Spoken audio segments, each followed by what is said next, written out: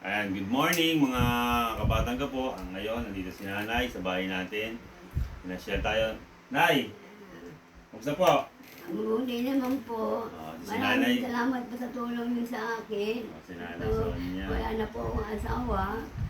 Nahihirapan na po ako talaga sa mata ko. Hindi na po ako makakilos. Ako lang po nag-iisa. Kaya maraming salamat sa inyo sa tulong ko sa inyo sa akin.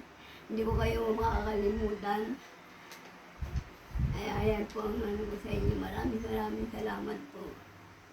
Huwag po kayo mag-alala, Nay. Malapit na tayo mapunta sa yung makakita na kayo na, yung mga-opera yung mata niyo. Yung sir, yung doktora, hindi ko maalala. Nay, ito nga pala, oh. Meron kayong 1,000 galing to sa kaibigan natin sa Amerika, Nay, ha? Salamat po. Pagkuha niyo yan ng ID, tapos Nay, pag nagutom kayo, pangkain niyo Nay, ha Nay?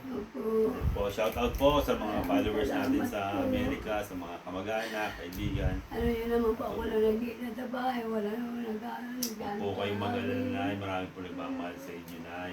Si George, shout out din kay George, para sila kay George ha. Nahihiya po ako dito, siya lang ang tumutulog sa akin. Ganun talaga. Ay, huwag mo mag-alala. Maraming salamat po sa inyo.